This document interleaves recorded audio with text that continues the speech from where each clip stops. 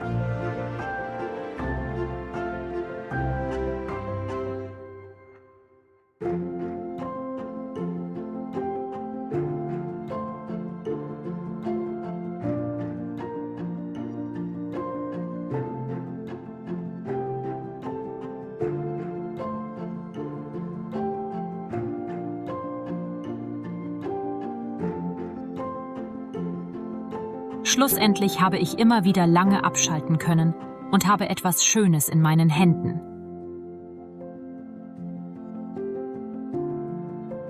Viel Spaß beim Ausprobieren!